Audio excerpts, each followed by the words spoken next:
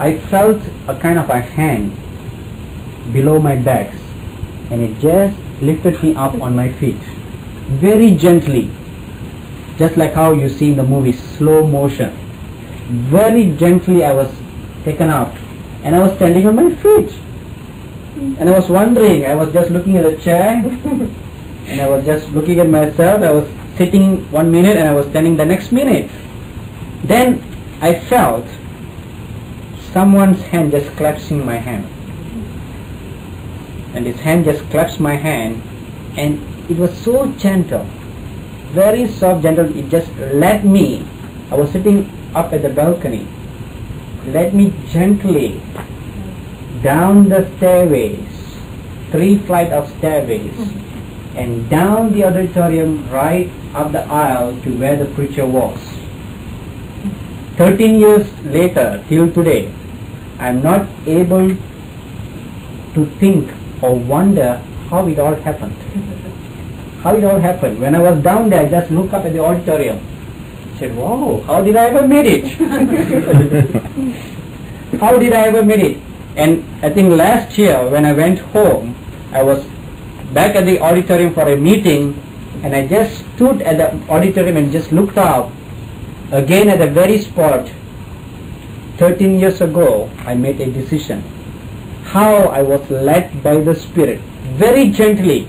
There was no violence, there was no push. I could have resisted it at any time, but I must say I was taken by surprise, and just fascinated what's happening. So that's how he leads. No pushing. It's the devil who pushes. He just drives you crazy.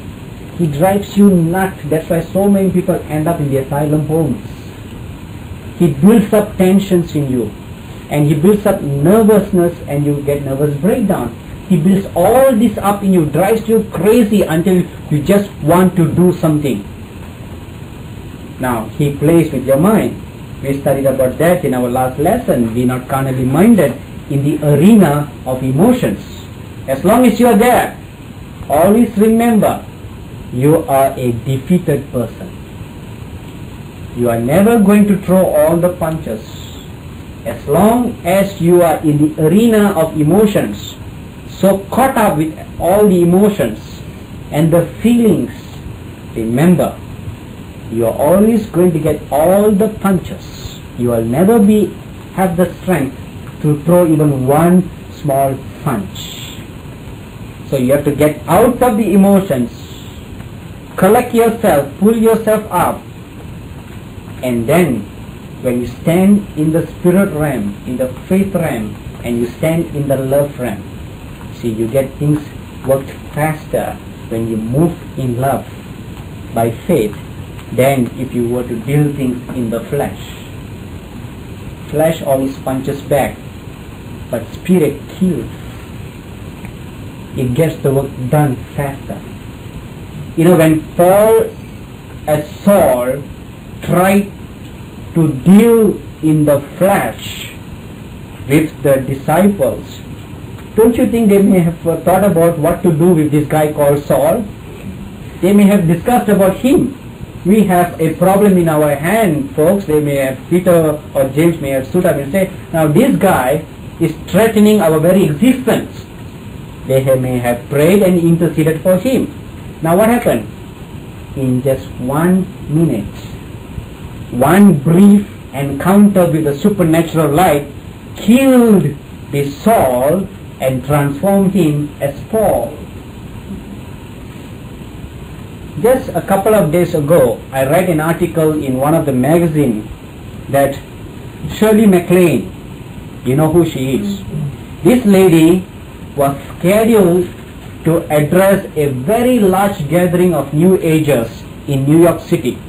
And there was this church who knew about her coming. It was in their town. They went on their knees to meet her. Not in the flesh.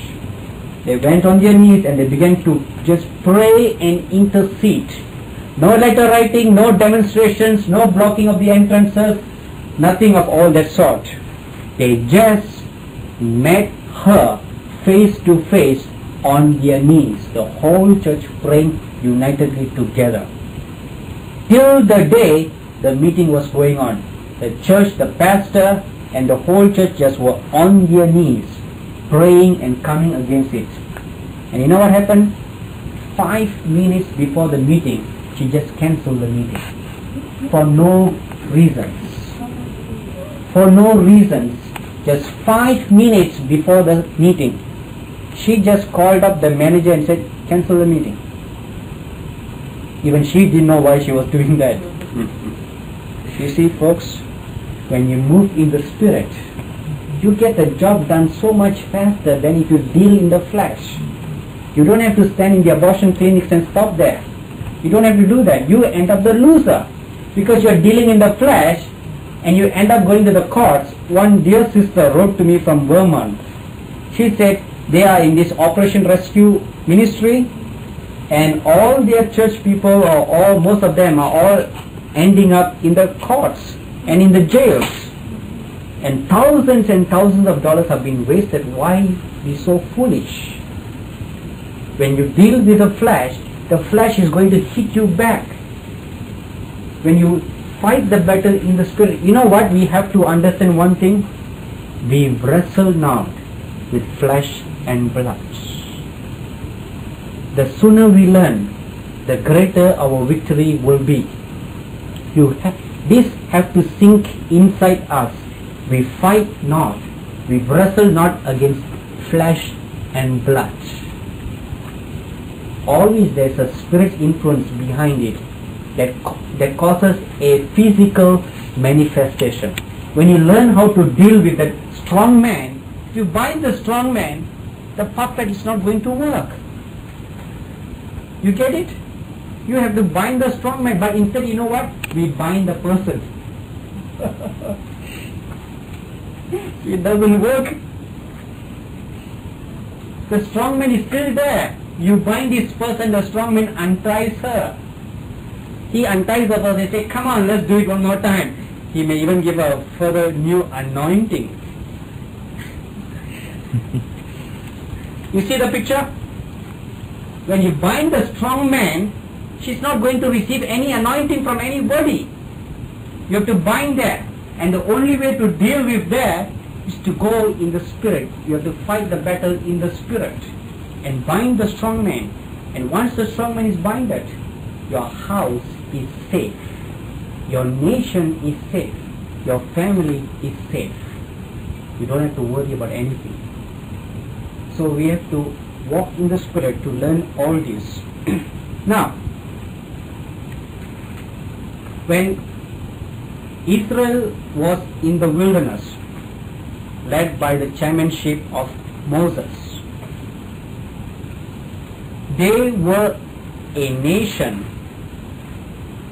living physically, but they were guided by God supernaturally.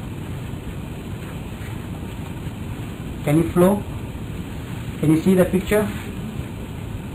That is a perfect illustration of walking in the Spirit.